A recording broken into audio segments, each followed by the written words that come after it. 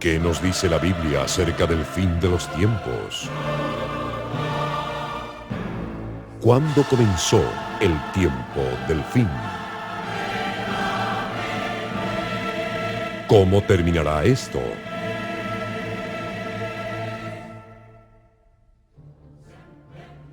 ¿Quién es el anticristo? ¿Por qué la iglesia no puede identificarlo? ¿Es el anticristo predicado hoy el que aparecerá? ¿Se encuentra la iglesia hoy en apostasía y esto no le permite señalar al anticristo histórico? Si este fuera el caso, ¿quiénes son los responsables de este engaño? Aquí hay sabiduría. El que tiene entendimiento, que calcule el número de la bestia, porque el número es el de un hombre, y su número es 666. Te aseguramos que esta serie de estudios te hará pensar diferente. Serie de escatología. Confirmará tu fe en las verdades proféticas de la Biblia. Te invitamos a este fascinante estudio de las profecías de Daniel y el Apocalipsis, presentado por el pastor Vincent Valedón. Y pelearán contra el Cordero, y el Cordero los vencerá, porque Él es el Señor de señores y Rey de reyes.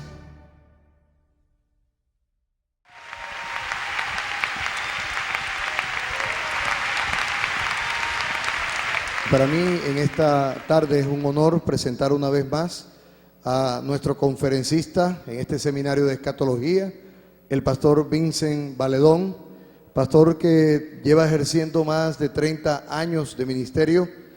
Él es ministro ordenado por el gobierno de los Estados Unidos de América, con una licenciatura en teología y una especialización en historia antigua. Y también tiene una maestría a nivel de consejería profesional y psicología clínica.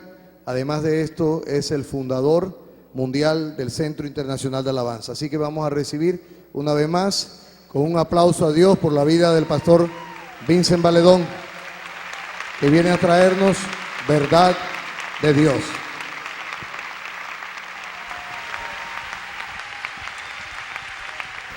Entonces usted está listo para la conferencia de hoy y tiene los pantalones bien puestos.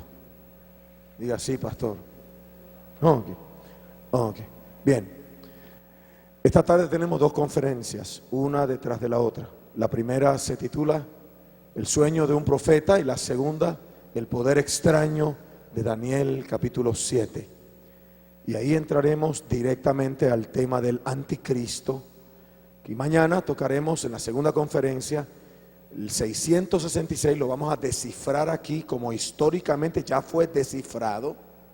Y luego en la noche terminaremos con Apocalipsis capítulo 17, la prostituta, que es presentada en las dos versiones, y allí aparece lo que sucederá dentro de muy pronto, antes de que Cristo venga. En estos primeros estudios yo lo que estoy haciendo es enseñando lo que ya ha pasado, lo que estaba profetizado que debía suceder.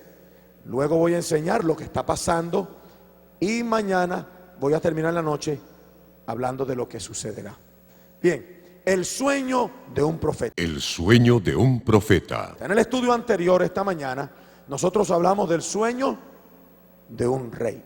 Vimos o analizamos por qué estudiamos las profecías de la Biblia. Estudiamos las profecías de la Biblia porque el 30% de la Biblia, ¿qué cosa? El 30% son profecías. O sea, el 30% de la Biblia es dada a enseñarnos o hablarnos de las profecías. Las profecías están ausentes del Corán, del Ramayana Gita, de los dichos de Buda, Confucio y de cualquiera otra de las religiones del mundo. La Biblia contiene 30% de su contenido son profecías.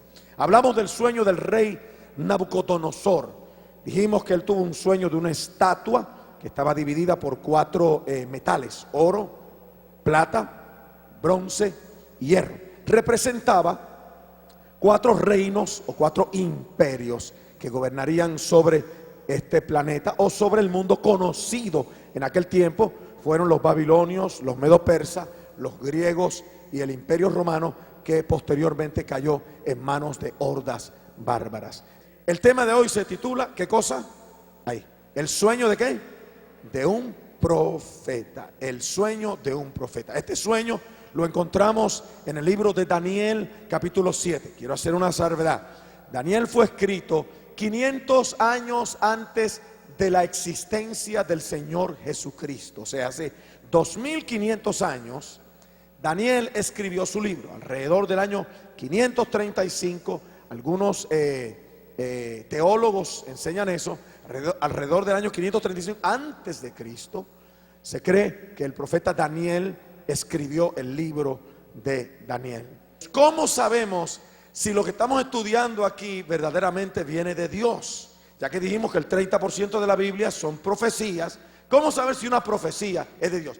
¿Qué fue lo que dijimos que son las profecías? ¿Qué son? Los anuncios de Dios de algo que va a ¿qué?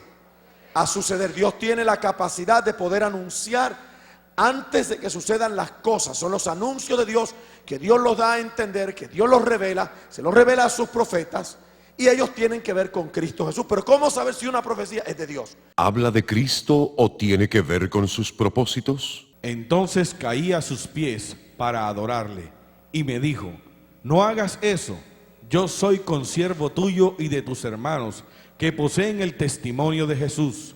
Adora a Dios, pues el testimonio de Jesús es el espíritu de la profecía. Una pregunta, ¿qué es el espíritu de una profecía? ¿Qué es el espíritu de uno? Dígame, ¿qué es el espíritu mío? ¿Qué es? ¿Lo más qué? Lo más esencial, sí, ¿qué más? ¿Qué más? Lo más vital, ¿lo más qué? Lo más interno, lo más profundo es el espíritu de un hombre. O sea, en lo más profundo de las profecías, ¿qué es lo que debe aparecer? ¿Quién es el que debe aparecer? Cristo. El propósito de las profecías es que den testimonio acerca de ¿quién? De Cristo. Segundo, otra cosa que sucede también con las profecías. ¿Quién la da? Entendiendo primero esto, que ninguna profecía de la Escritura es de interpretación privada, porque nunca la profecía fue traída por voluntad humana, sino que los santos hombres de Dios hablaron siendo inspirados por el Espíritu Santo. ¿Cómo saber si una profecía es de Dios? Número uno, el espíritu de la profecía tiene que ser la persona de ¿quién? De Cristo. Él es el corazón de toda profecía. Segundo, ¿quiénes son los que la dan? ¿Quiénes son los que la dan? Los santos hombres de Dios hablan, ¿qué cosa? Inspirados ¿por qué? Por el Espíritu Santo. O sea, yo tengo que hacer esta aclaración porque Satanás tiene el poder de dar profecías. Ustedes saben que Satanás imita todo lo de Dios, y una de las cosas que Satanás tiene el poder de hacer es dar profecía. Por lo tanto, si usted quiere saber si una profecía es de Dios, usted tiene que examinar también el carácter de la persona que la da. Porque la Biblia dice que ninguna profecía es dada por voluntad humana, sino que los santos hombres de Dios fueron inspirados ¿por qué cosa? Por el Espíritu Santo. Y tercero, ¿debe cumplirse lo que se profetiza? ok, teniendo en cuenta estos tres principios, analicemos entonces la profecía de hoy. Daniel 7. En el primer año de Belsasar, rey de Babilonia, tuvo Daniel un sueño y visiones de su cabeza mientras estaba en su lecho. Luego escribió el sueño y relató lo principal del asunto. Daniel dijo: miraba yo en mi visión de noche, y he aquí que los 4 vientos del cielo combatían en el gran mar, y 4 bestias grandes, diferentes la una de la otra, subían del mar. La primera era como león y tenía alas de águila. Yo estaba mirando hasta que sus alas fueron arrancadas, y fue levantada del suelo y se puso enhiesta sobre los pies a manera de hombre, y le fue dado corazón de hombre. Y he aquí otra segunda bestia semejante a un oso, la cual se alzaba de un costado más que del otro, y tenía en su boca 3 costillas entre los dientes. Y le fue dicho así: levántate, devora mucha carne, Después de esto miré, y he aquí otra, semejante a un leopardo, con 4 alas de aves en sus espaldas. Tenía también esta bestia 4 cabezas, y le fue dado dominio. Después de esto miraba yo en las visiones de la noche, y he aquí la 4ª bestia, espantosa y terrible, y en gran manera fuerte, la cual tenía unos dientes grandes de hierro, devoraba y desmenuzaba, y las obras hollaba con sus pies, y era muy diferente de todas las bestias que vi antes de ella, y tenía 10 cuernos. Ok, esta visión de Daniel capítulo, todo esto lo vamos a explicar. Todo esto lo vamos a explicar. Usted no va a estar soñando disparates esta noche cuando usted llegue a su casa, tranquilo. No queremos perturbarle su sueño. Bien. Todo esto que ustedes acaban de escuchar, todo tiene su explicación. Y todo está basado en hechos históricos. Lo que pasa es que cuando Dios, cuando en el lenguaje profético, Dios usa figuras, usa metáforas, cosas para revelar verdades y hay que interpretarlas. Y para interpretarlas usamos los 2 medios de interpretación que son la arqueología y la Biblia. La Biblia es su propio intérprete, la historia, la arqueología y la Biblia. La profecía es paralela a la profecía de Daniel capítulo 2. En Daniel capítulo 2, Nabucodonosor vio un sueño. En Daniel capítulo 7, Daniel es el que ve el sueño. En Daniel capítulo 2, Nabucodonosor es el que sueña. En Daniel capítulo 7, Daniel es el que sueña. Las 2 profecías van paralelas, pero Dios quiere darnos mayor revelación a través de esta profecía. Porque esta profecía, aunque menciona hechos históricos, verdaderamente la intención de Dios es de revelarnos quién es el poder que se opone a Él y que le ha hecho la guerra utilizado por el enemigo, por el príncipe de las tinieblas, para destruir primeramente a Jesús, al pueblo de Dios, al pueblo cristiano y finalmente al mismo Cristo, si fuera posible. Así que por esa razón es que se da esta profecía que es paralela a Daniel capítulo 2, y Dios no estuvo satisfecho con la revelación que nos dio profética en Daniel capítulo 2. Los que vinieron esta mañana lo saben, y ahora nos da esta revelación de Daniel capítulo 7. En la primera profecía, y esta es la bestia espantosa, esa fue la bestia que Daniel vio. Seguí mirando en las visiones nocturnas, y he aquí con las nubes del cielo venía uno como un hijo de hombre. Así que finalmente esta profecía termina ¿con qué cosa? ¿Con la venida de quién? De Cristo. Finalmente termina con la venida de Cristo. Daniel tuvo la visión. Esto fue lo que él vio. Él vio 4 bestias: un león, un oso, un leopardo y una bestia espantosa. En la primera profecía, Nabucodonosor es el que sueña, ya lo dijimos. En esta profecía, ¿sueña quién? Daniel. En el segundo año del reinado de Nabucodonosor, tuvo Nabucodonosor sueños y se perturbó su espíritu y se le fue el sueño. En el primer año de Belsasar, rey de Babilonia, tuvo Daniel un sueño y visiones de su cabeza mientras estaba en su lecho. Nabucodonosor ya no estaba reinando. Si usted quiere saber lo que le pasó, lea el libro de Daniel, ahí está la historia de Nabucodonosor. Ya no reinaba Nabucodonosor, estaba reinando su nieto Belsasar, junto con su padre Nabonido, hijo de Nabucodonosor. Nabonido se había ido a Tema, una ciudad, porque no quería reinar. El asunto de gobernar a él no le gustaba, así que él dejó a su hijo, que era nieto de Nabucodonosor, llamado Belsasar, que él gobernara entonces en aquella época en Babilonia. Estando bajo el gobierno de Belsasar en Babilonia, fue que Daniel tuvo este sueño. ¿Qué tenemos de esta visión?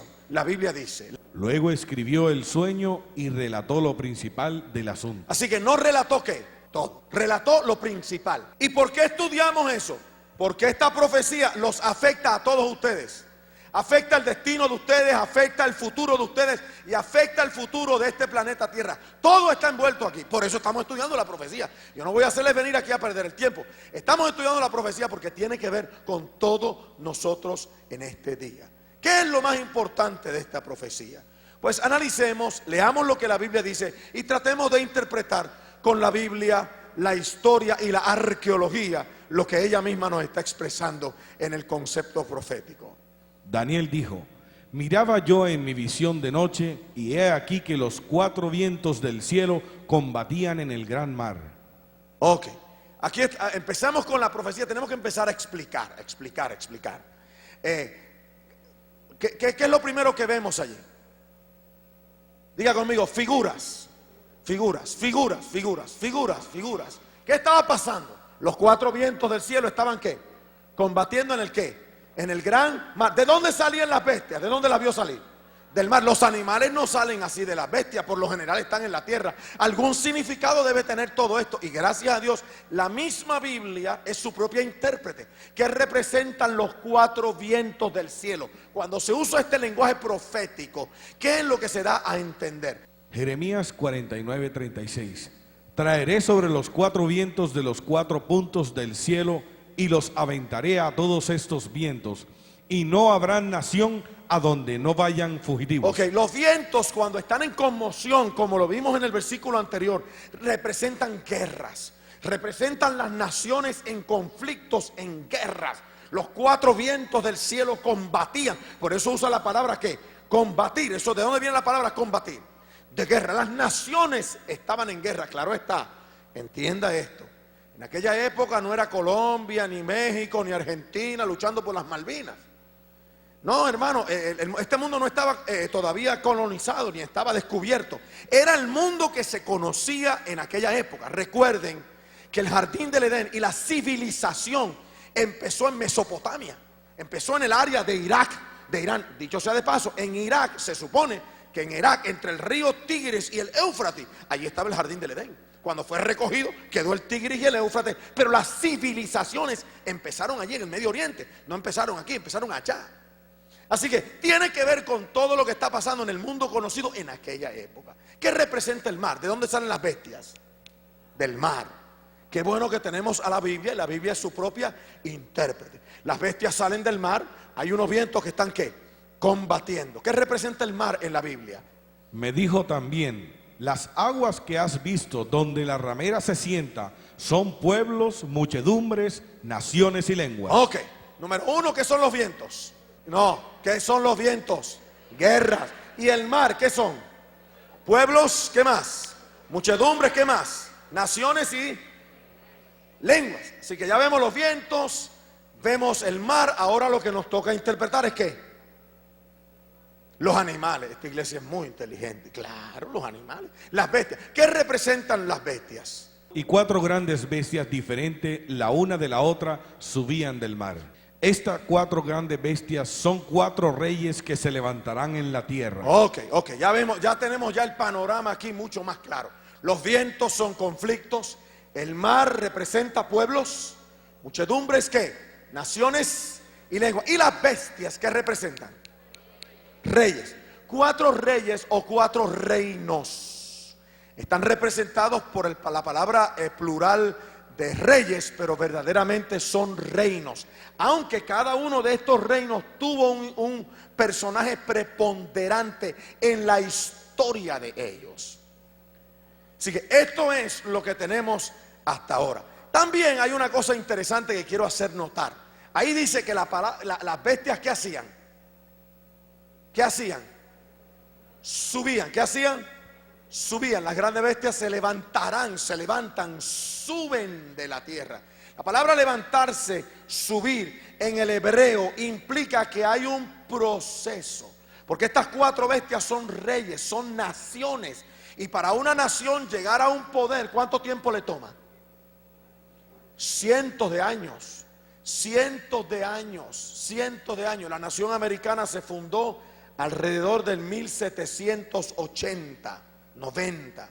No llegó a ser la nación más poderosa del mundo, militarmente, económicamente, como sea, hasta después de la Segunda Guerra Mundial. En la Segunda Guerra Mundial es que verdaderamente se notó el poder económico y el poder militar de los Estados Unidos.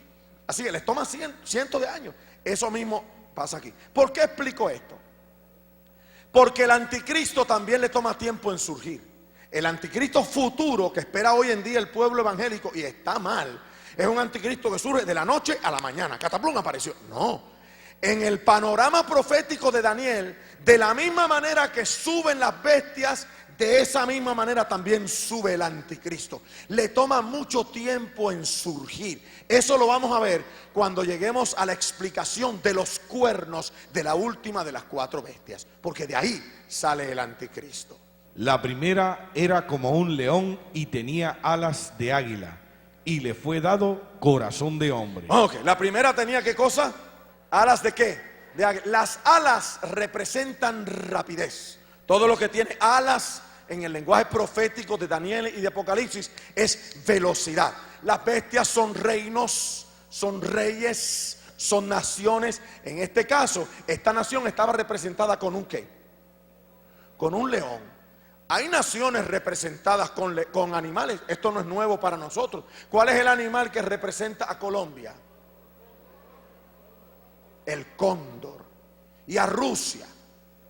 Y a Francia, el gallo. Y a los Estados Unidos, el águila de cabeza blanca, etc. Así que las naciones, Dios está usando el mismo lenguaje para describirnos, darnos una revelación histórica. ¿Qué representa este león?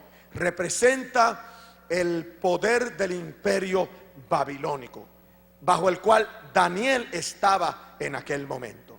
Babilonia reinó desde el año 605 hasta el año 538-39 antes del Señor Jesucristo. Y este fue más o menos el territorio que él dominó en aquella época. Más o menos ese fue el territorio que Babilonia, de donde Saddam Hussein dice que es descendiente directo del rey Nabucodonosor, y donde es Irak actualmente. Esa parte de Babilonia es lo que hoy nosotros conocemos como Irak. Hay algunas características que tiene esto y yo quiero mencionarlas. Por ejemplo, en descubrimientos arqueológicos, en la antigua ciudad de Babilonia se ha encontrado inscripciones de leones con alas, porque ese era el emblema que los babilonios utilizaban para representar a la nación de Babilonia. Así que es bueno que veamos esto, porque aquí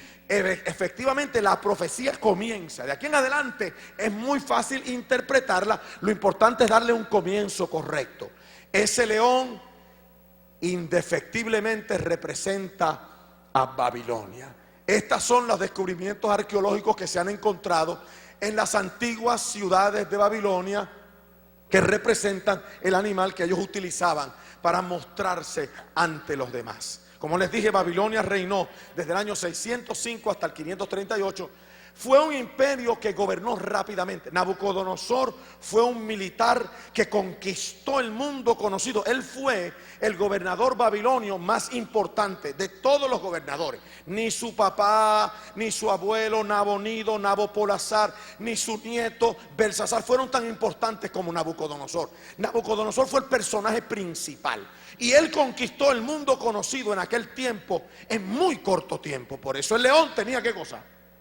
Alas, porque las alas representan rapidez en el lenguaje profético. Pero algo pasó con este león. Esto es un exhibit de la ciudad de Babilonia. Así era que más o menos estaba en aquel tiempo. Ahora, ¿qué pasó con la ciudad de Babilonia? Pues la ciudad de Babilonia cayó en manos del segundo imperio. Y es interesante porque este imperio estaba representado por un animal ya no veloz, sino un animal lento. Y he aquí otra segunda bestia, semejante a un oso, la cual se alzaba desde un costado más que del otro, y tenía en su boca 3 costillas entre los dientes. Y le fue dicho así: levántate, devora mucha carne. Ok. Aquí está el segundo animal representando a un imperio que gobernaba al otro. Babilonia reinó desde el año 605 hasta el 538, donde entraron los medos y los persas, que lo conquistaron en el año 539 hasta el año 331. Hay un dato que tengo que mencionar para aquellos que conocen la historia aquí. Les fascina esto, para que sepan lo exacto que es Dios. Babilonia era prácticamente inexpugnable, prácticamente inconquistable. La ciudad era una cosa brutal, brutal, brutal, brutal. Las 3 costillas que el oso tenía en su boca, yo voy a explicar esto dentro de un momento.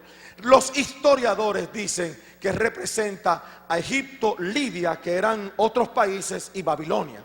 Una vez que fueron conquistadas estos 3, los medos y los persas ya conquistaban el mundo conocido en aquel tiempo. Les tomó tiempo conquistar a los egipcios, les tomó tiempo conquistar a los babilonios. Los babilonios le dieron mucho trabajo para ser conquistados, porque la ciudad de Babilonia prácticamente era imposible de conquistar. Era imposible de conquistar. Pero los medos y los persas la conquistaron. ¿Cómo conquistaron la ciudad de Babilonia? ¿Cómo la conquistaron? Necesito que me miren para acá. Era prácticamente imposible de conquistar. Ciro, el grande, el rey de Persia, rodeó la ciudad, la rodeó por unos cuantos años. Era imposible conquistar. La ciudad de Babilonia tenía varias murallas por dentro.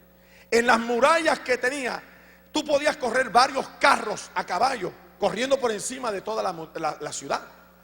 El río Éufrates y el Tigris la cruzaban. Así que tenía riego de agua natural constantemente. Cerraban las puertas, nadie podía entrar, nadie podía salir, pero no hacía falta salir porque todo lo tenían adentro. Las puertas del río, cuando se abrían, habían puertas de metal que protegían la entrada del agua, por lo tanto ningún ejército podía entrar ahí. Y Ciro se le ideó hacer una cosa: desviar las cauces del río Éufrates. Desvió el río Éufrates y entró por la cauce del río adentro de la ciudad. Pero cuando entró, se encontró que adentro estaban las mismas murallas de afuera. Él no esperaba eso. Las mismas murallas de afuera estaban al lado del cauce del río y no había forma de entrar. Sin embargo, Dios había profetizado cómo iba a caer Babilonia, y Dios había escogido a Ciro para que la nación de Babilonia cayera en sus manos por una razón espiritual. Ahora lo voy a explicar. Ciro el Grande, quien como se sabe era persa, las 3 costillas que aparecen en la boca del oso sugieren que había subyugado a 3 de sus enemigos. La historia confirma que en el proceso de su ascenso a la supremacía mundial, los medo-persas conquistaron los reinos de Lidia, Egipto y Babilonia. Fuente: Cheste. Historia de las civilizaciones pasadas. Interesante, porque fíjense que ustedes notaron que la Biblia dice que el oso estaba más levantado ¿de qué? De un lado, claro, porque ¿quiénes eran más fuertes? Los persas. Y Ciro era el que estaba gobernando a los medos y los persas, pero los persas eran más fuertes. Así que hasta ese detalle la Biblia lo menciona. Los persas eran más fuertes que los medos. Ahora, ¿quién era Ciro? Porque la Biblia menciona el nombre de Ciro. Dicho sea de paso, 400 años, 300 años, 500 años antes de que Ciro naciera, la Biblia mencionaba el nombre de él. Y a él se lo mostraron. Y él quedó espantado cuando le vinieron con el nombre de él en la Biblia. Los judíos ya tenían el nombre de él 500 años antes de que naciera. Es que Dios lo había escogido de una manera milagrosa. Aquí está el registro de la Biblia donde menciona el nombre de Ciro. Isaías 45:1. Así dice Jehová a su ungido, a Ciro, al cual tomé yo por su mano derecha para sujetar naciones delante de él y desatar lomos de reyes, para abrir delante de él puertas, y las puertas no se cerrarán. No, tremendo. Espérense un momento. ¿Cómo es que dice la profecía? ¿Cómo es que dice Isaías? Que había escogido Dios ¿a quién? A Ciro, ¿para hacer qué cosa? ¿Abrir qué? ¿Saben cómo cayó la ciudad de Babilonia? Sin tirar ni una flecha. No hubo muerte de soldados. No.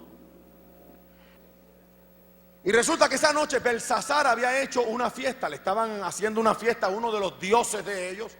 Y estaba todo el mundo bebiendo y bebiendo y bebiendo y bebiendo. Y usted sabe que cuando uno bebe... Bueno, y cuando entró el ejército de Ciro por las cauces del río Éufrates, se encontraron que había murallas. Y dijeron, ¿y cómo entramos? Como los soldados de las murallas estaban borrachos, eso tenía puertas para entrar a la ciudad. Usted sabe, cuando usted está borracho, usted cree que todo el mundo viene.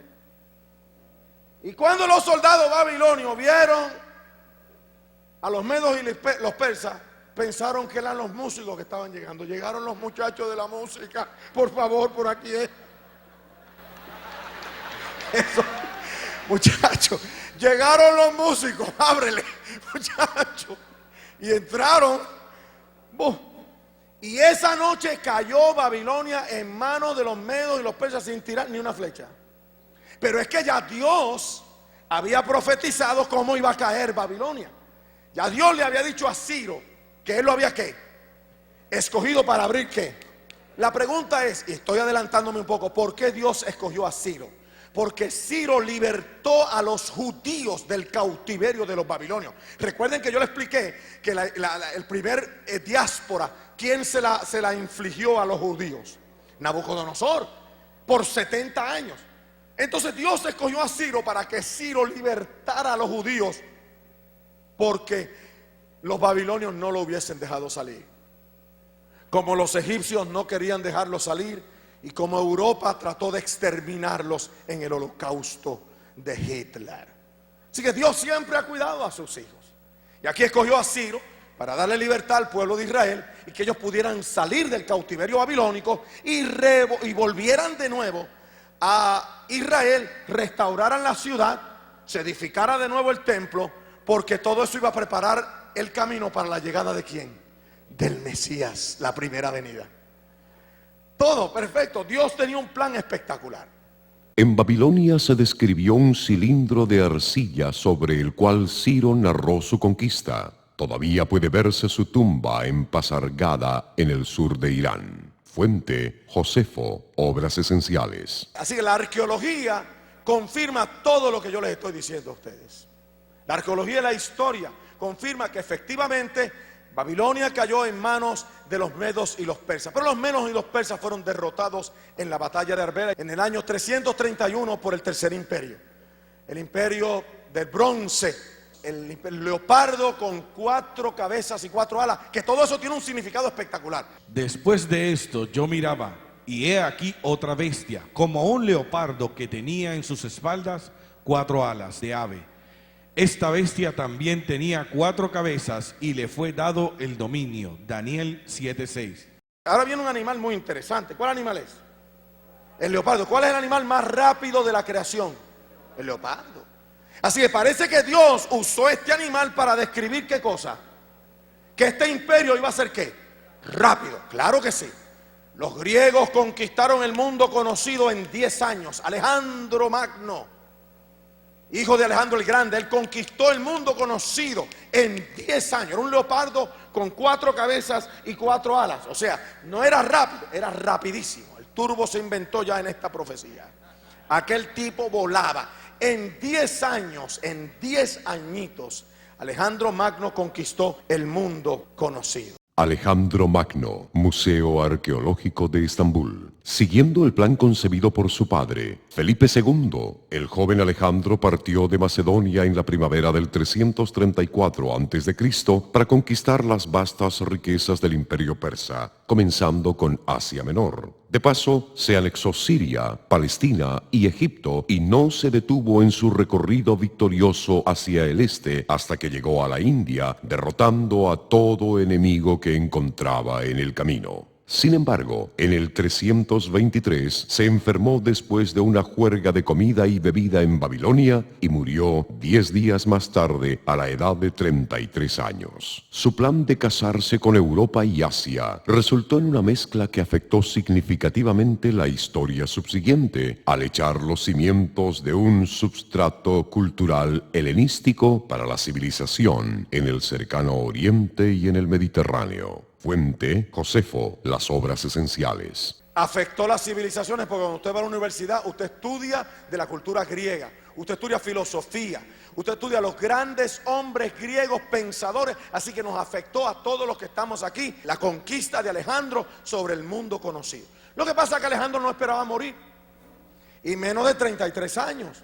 Con 10 años de haber conquistado todo el imperio conocido en aquel tiempo, él no pensaba que iba a morir. Por lo tanto, como no pensaba que iba a morir, él no hizo arreglos para que alguien heredara el imperio. Y cuando él muere, el imperio queda, después de 20 años de luchas internas, en manos de 4 generales. Casandro, Seleuco, Lisímaco y Ptolomeo, que representan ¿qué cosa? Las cuatro ¿qué? Oh, qué exacta es la profecía. Las cuatro cabezas representan los cuatro generales que después de 20 años de luchas internas quedaron en control del imperio griego, se lo dividieron y fueron Casandro, Seleuco, Lisímaco y Ptolomeo. En el año 168 los griegos también cayeron. La profecía hasta aquí se cumple asombrosamente. Daniel nos dice algo más. Veamos. Daniel 7:7. Después de esto miraba las visiones de la noche, y he aquí una cuarta bestia terrible y espantosa, fuerte en gran manera. Esta tenía grandes dientes de hierro, devoraba y desmenuzaba y pisoteaba las sobras con sus pies. Era muy diferente de todas las bestias que habían aparecido antes de ella, y tenía 10 cuernos. Ok, ¿quién fue ese? Bueno, los romanos conquistaron a los griegos en la batalla de Pydna en el año 168 antes de Cristo. Eso no significa que los griegos desaparecieron. Los americanos conquistaron Kabul en Afganistán a los talibanes, y los talibanes siguen dando que hacer allá en Afganistán. Así que no significa que un imperio desaparece, no significa que un pueblo desaparece, pero hay una batalla que marca definitivamente que hay una sujeción de un pueblo, de un continente, de un país a otro. En el año 168 los romanos en la batalla de Pydna doblegaron a los griegos y comenzaron su reinado férreo, su reinado terrible de 644 años. Qué interesante que todo lo que hemos analizado aquí se ha cumplido hasta el pie de la letra. Los babilonios vinieron, los medos y los persas vinieron con Ciro. La Biblia profetizando cómo Ciro iba a conquistar a Babilonia. Vinieron los griegos, el imperio quedó dividido en los cuatro generales, tal como lo había profetizado la Biblia. ¿Y por qué, pastor, estás haciendo énfasis en esto? Porque si hay alguna persona aquí que tiene duda de la palabra de Dios, mi intención es asegurarte de lo que Dios dice en su palabra es fiel y verdadero, y tú puedes confiar en ella.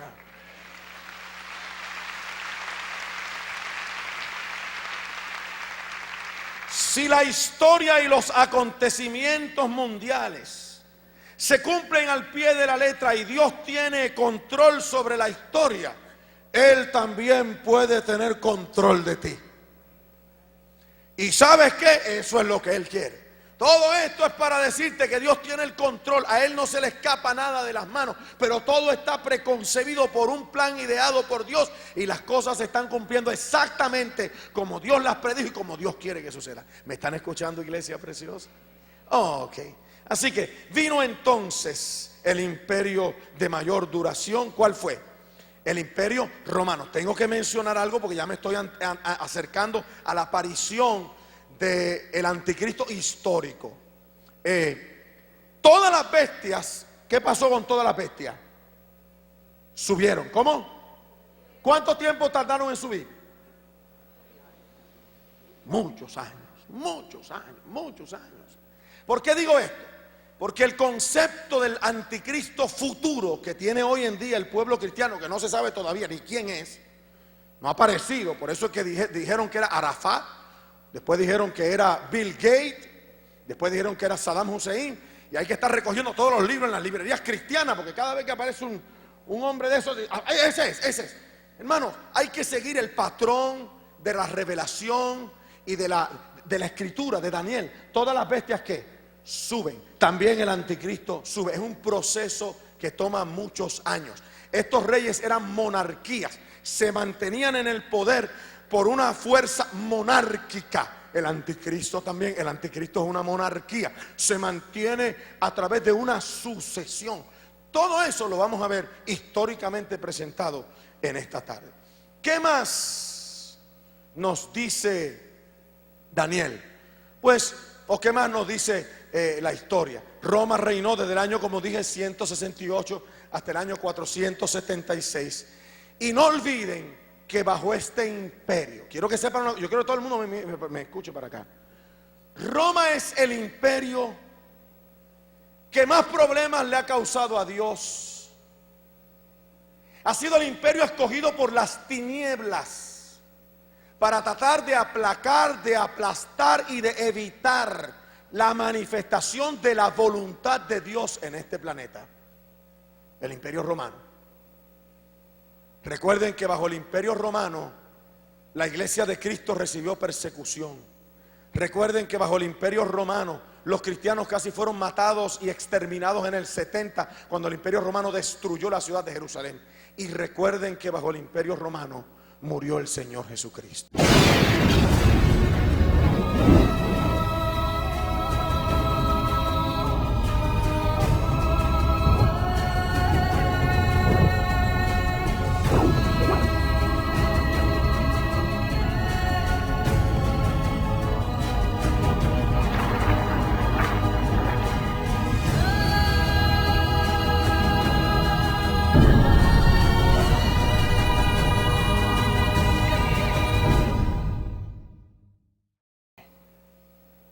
El imperio de Roma, terrible, terrible.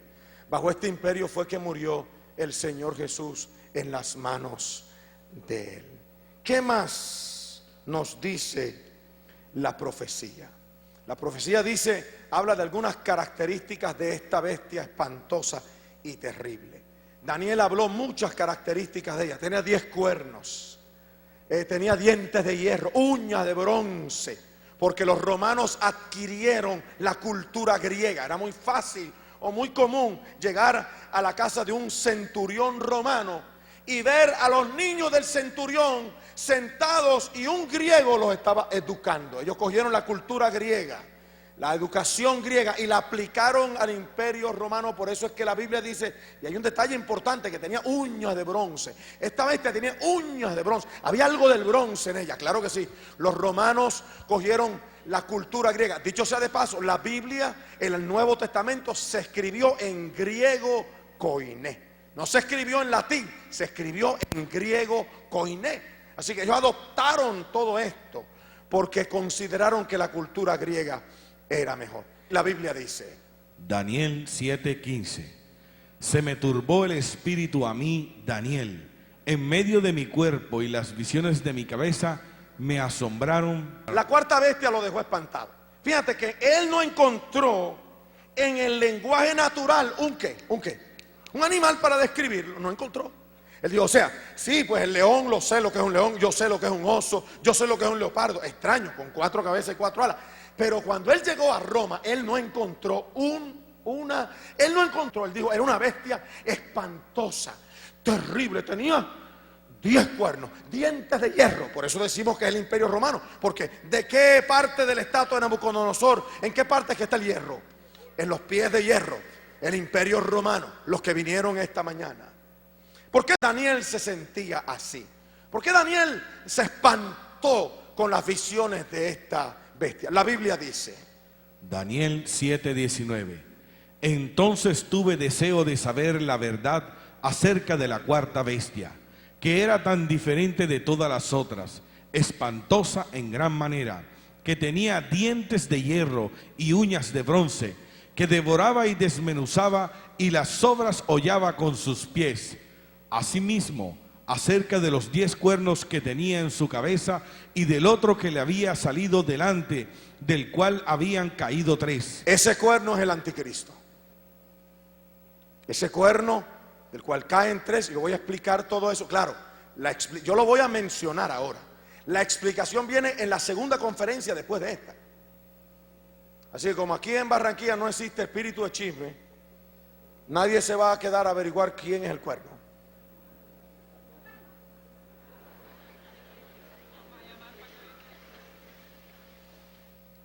Ok. Esto fue lo que a Daniel le espantó. La bestia era tan diferente, el animal, no había en la creación uno para identificarlo. 10 cuernos, uñas de bronce, dientes de hierro. Las obras desmenuzaba y hollaba con sus ¿qué? Con sus pies. Si usted escucha, si usted lee en la historia las conquistas del imperio romano, cómo llegaban a una ciudad y aplastaban las máquinas. Yo estuve en Israel y vi máquinas de destrucción, réplicas de ellas construidas del tiempo de Masada. Cuando tomaron la Masada, la planicie esa, donde los judíos que escaparon de la destrucción del año 70, se metieron en Masada, en una fortaleza del emperador en aquel momento, se escondieron allí casi 1000 judíos, estuvimos en Masada. Allí están réplicas de las máquinas de guerra que usaron los romanos para destruir Masada, para conquistar Jerusalén y así aplastar a todo aquel que se les levantara. Era un imperio terrible. 644 años conquistando el mundo conocido, desde Inglaterra hasta África, Egipto. Entraron casi en las partes de Europa, cerca de Rusia. O sea, encuentra usted arqueología de los romanos, por favor, en cualquier lugar de Europa. Por eso es que inclusive dicen todos los caminos conducen a Roma. Porque Roma se dedicó a hacer caminos que llegaran hasta Italia. Porque ellos hicieron de Italia y de Roma el centro de la civilización y del mundo conocido en aquel momento. Así que la cuarta bestia dejó a Daniel impresionado. También lo dejaron impresionado, ¿qué cosa? Los 10 cuernos. Roma no cayó en manos de otro pueblo, de otro imperio. Roma cayó en manos de 10 hordas bárbaras. Y lo estudiamos esta mañana. Eso es lo interesante, que ya Dios había profetizado que el imperio romano 500 años, no, 1000 años antes de que cayera, porque el libro de Daniel fue escrito en el 500 y algo antes de Cristo, y el imperio romano cayó en el 476 después de Cristo. Casi 1000 años antes Dios había dicho cómo iba a caer el imperio romano. Cayó en manos de 10 hordas bárbaras, anglosajones, burgundios, suevos, vándalos, érulos, ostrogodos, visigodos, germanos, francos y lombardos, que representan la división de Europa en aquel tiempo. Así quedó el imperio romano cuando cayó en el año 476 y representan los cuernos de la bestia. Daniel 7:24. En cuanto a los 10 cuernos de aquel reino se levantarán 10 reyes. Ok, vuelve a usar ¿qué palabra? ¿Qué palabra? ¿Qué palabra? Levantarán. O sea que los cuernos se levantaron de la misma manera que se levantaron ¿quiénes? Las bestias. ¿De dónde salieron las bestias? De pueblos, muchedumbres, naciones y lenguas. Se levantaron, se levantaron, se levantaron. Fue un proceso de muchos años. Los cuernos también. Los cuernos no se levantaron de la noche a la mañana, tardaron años en levantarse. Fueron años de guerra contra el gobierno imperial de Roma, hasta que lo fueron desangrando. Claro, en Roma sucedía lo que el pastor Jairo vio hoy en Europa. Roma se corrompió política y moralmente. Y las corrupciones morales y políticas de Roma hicieron que finalmente el imperio sucumbiera. Eso le sucede a cualquier pueblo que tiene corrupciones políticas y que tiene corrupciones morales. No va a permanecer, tarde o temprano sucumbe. Daniel 7:8. Mientras yo contemplaba los cuernos, he aquí otro cuerno, uno pequeño surgió entre ellos, y 3 de los primeros cuernos fueron arrancados delante de él. Y he aquí que en este cuerno había ojos, como ojos de hombre, y una boca que hablaba arrogancias. Y él proferirá palabra contra el Altísimo, y afligirá a los santos del Altísimo, e intentará cambiar los tiempos y la ley. En su mano serán entregados durante un tiempo, tiempos y la mitad de un tiempo. Ok. Ahora yo necesito que todos me miren para acá. Porque todo este fundamento que yo he puesto es para llegar a este personaje. Ok. Daniel estaba mirando y de repente ve que salen 10 cuernos, como salen las bestias, se levantan cientos de años, ¿cuántos? No sabemos. Las hordas bárbaras. Y de repente él ve que de los 10 cuernos empieza a salir otro. Pero ese no podía salir si primero no arrancaba 3. Así que cayeron 3 y él salió. Pero ahora él ve que este cuerno tiene forma de un ¿qué? De un hombre. Es la primera vez que él menciona esto, aunque los cuernos son todos reyes también. Reyes. Este era diferente. ¿Dónde estaba la diferencia de este cuerno? Tenía ojos, ¿qué más? ¿Para qué son los ojos? Para vigilar. Como yo los estoy chequeando ahora mismo. ¿Qué más tenía? Una boca que ¿qué? que hablaba. Así que parece que por los dichos que decía, él tenía un poder tremendo por las cosas que hablaba. ¿Qué más? Otra característica. ¿Cómo? Tenía poder para cambiar los tiempos y la ley de Dios, así que tenía una naturaleza espiritual. Este cuerno era de naturaleza espiritual porque se metió con la palabra de Dios. Además, era un poder inquisidor porque dice que quebrantaba a quienes, a los santos del Altísimo los quebrantará. La pregunta es, ¿quién es este cuerno? Hay tres interpretaciones. Tres. Está la interpretación preterista, la interpretación futurista y la interpretación histórica. La interpretación preterista es de un jesuita llamado Luis de Alcázar. En el siglo XVI, Luis de Alcázar escribió que este cuerno, y el libro de Daniel y Apocalipsis, y el anticristo y todo esto, se había cumplido en los primeros 100 años de la historia de la iglesia cristiana. O sea, del año 1 al 100 se cumplió todo Daniel y Apocalipsis. Y que Nerón es este cuerno, que Nerón era el 666. Esa es la interpretación preterista, que ya todo está ¿qué? Cumplido. Luego vino la interpretación futurista, otro jesuita llamado Francisco Rivera, 1526. Él escribió un tratado de Daniel y de Apocalipsis donde él decía que el anticristo todavía no había aparecido, que iba a aparecer al final del tiempo, justamente antes de que Cristo viniera, y que iba a reconstruir a Jerusalén y el templo. Ese jesuita llamado Luis de Alcázar, futurista, interpretó a Daniel y Apocalipsis de la manera lanzando los acontecimientos, el cumplimiento, ¿hacia dónde? ¿Hacia dónde? Hacia el futuro lejano, justamente antes de que Cristo viniera. Pero hay una tercera interpretación, que es la interpretación histórica. Interpretaciones: preterista, futurista, histórica. Interpretación preterista. Luis de Alcázar, jesuita español, siglo XVI. En la tesis de Alcázar, los textos proféticos de Daniel y sobre todo el libro de Apocalipsis tratan de hechos acaecidos en el pasado, en los días de la naciente iglesia, en la Roma de los emperadores. Fuente: Escatología, José Grau.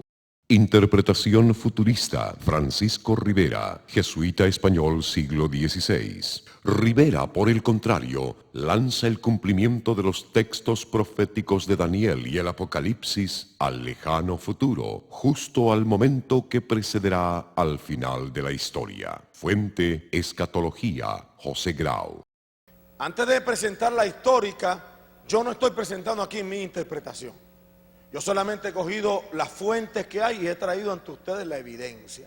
Al final, cuando yo termine con mi segunda parte de este estudio, usted escoge lo que usted quiera pensar, porque es un libre pensador. Usted va a pedirle al Señor que le dé testimonio de si lo que estamos presentando es la verdad o no es la verdad. Antes de presentarlo, quiero decir algo. Estas dos posiciones hoy corren en el mundo cristiano, en el mundo entero. La mayoría de la iglesia cristiana evangélica de hoy ya es futurista. Tú le preguntas quién es el anticristo y no sabe. Por eso tú notas que escriben libros. Saddam Hussein, Arafat, ¿qué más? Bill Gates, dijeron que era Bill Gates. Y bueno, y un montón de gente más. Bin Laden. Ahorita aparece un libro, si no apareció ya, de Bin Laden. Bueno, y en fin. La pregunta es, ¿qué dice la interpretación histórica? Interpretación histórica protestante. La Iglesia romana se dio cuenta que tenía que fabricar una contrainterpretación, porque si no lo hacía iba a perder la batalla. Como dice la Enciclopedia Británica, debido a la tensión de los ataques de los protestantes, el papado empezó a enviar nuevas tácticas, en especial al jesuita Rivera, fundador de la Escuela de la Interpretación Futurista. Fuente: Enciclopedia Británica, volumen 23. ¿Qué decía la posición histórica? Bueno, por lo menos la Enciclopedia Británica dice que Roma y el papado tuvieron que contratar a ciertas personas, entre ellos ¿a quién? A Francisco Rivera, para que él contrarrestara ¿cuál posición? La evangélica o la protestante. La pregunta es, ¿qué pensaban los protestantes? ¿Qué pensaban históricamente la iglesia protestante y por qué? Aunque el por qué yo lo voy a contestar en mi segunda conferencia. ¿Qué opinaban los protestantes? Juan Wycliffe, reformista inglés de renombre, enseñó que el cuerno pequeño que aparece en Daniel 7 se cumplió en el papado, el cual surgió del cuarto reino de Roma. Sir Isaac Newton, escritor, matemático, filósofo y científico, en su libro Las profecías de Daniel y el Apocalipsis, relacionó el cuerno pequeño de Daniel 7 con el papado que surgió de entre los 10 reinos cuando fue derrocado el Imperio Romano. Fuente: Las grandes profecías de la Biblia. R. Woodrow. La pregunta es, ¿cuál de las tres posiciones es la correcta? ¿Dónde está la verdad? ¿Representará este cuerno verdaderamente el sistema vaticano papal? ¿Será cierto? ¿Será cierto que cuando los historiadores reformados asociaron el nacimiento del papado, lo hicieron correctamente con relación a las características que tiene el cuerno que Daniel vio cuando sale de la cuarta bestia? Tiene ojos, una boca que habla grandes cosas, es un poder perseguidor y ejerce autoridad y elimina a 3 más para él llegar a la autoridad y el poder. ¿Será cierto eso? Bueno, si eso es cierto, que no lo sabemos porque yo lo voy a presentar en mi próximo estudio. Claro, ustedes se van a ir, los poquitos que se queden lo escucharán. Si eso es cierto, lo que tenemos que hacer es meternos en la ¿qué? En la historia. Busquemos en la historia a ver si es cierto que hay estas evidencias y que el pensamiento histórico protestante de Isaac Newton, el inventor Isaac Newton, que era un hombre muy espiritual, religioso, que escribió un tratado de Daniel y Apocalipsis, y él asoció este asunto, tenían razón. Finalmente, voy a hacer un abrupto paréntesis aquí, porque la profecía termina como siempre terminan las cosas de Dios. ¿Cómo terminan las cosas de Dios? Como terminaban las películas antes, y todos fueron felices. Esta profecía también termina así, porque en Daniel 7:13 dice lo siguiente, este es el final de esta profecía. Miraba yo en la visión de la noche, y he aquí con las nubes del cielo venía uno como un hijo de hombre, y que el reino y el dominio y la majestad de los reinos debajo de todo el cielo sea dado al pueblo de los santos del Altísimo, cuyo reino es reino eterno. Oh, gloria a Dios. Así que finalmente, ¿a quién le van a dar el reino? Diga, a nosotros. Denle un aplauso al Señor. Todo esto va a quedar para nosotros. Todo esto va a quedar para nosotros. Ok. Yo tengo mucho deseo de entrar en la segunda conferencia. Estoy picado. Hay 10 características, valga la redundancia, que caracterizan este cuerno. Lo que tenemos que hacer es coger una por una, porque las mencionó Daniel. Daniel mencionó las características, las 10 características. Lo que hay que hacer es coger una por una y descifrarla esta tarde, y así finalmente averiguaremos quién es el cuerno pequeño de Daniel, capítulo 7. La Biblia dice que Él volverá con gran gloria y majestad. ¿Alguien puede decir amén? Él volverá por su iglesia. Oh, dele gloria esta noche. Como el relámpago que sale en el oriente y va al occidente, así será cuando vuelva el Señor.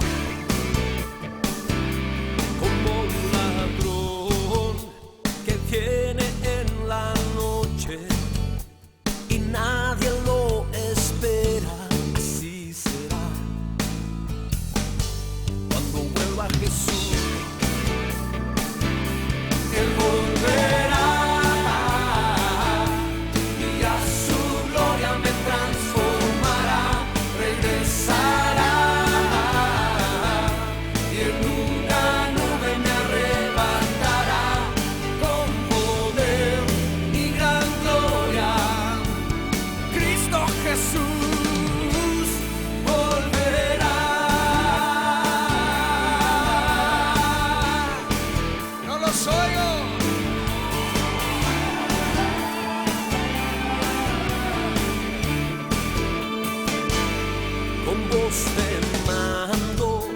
descender.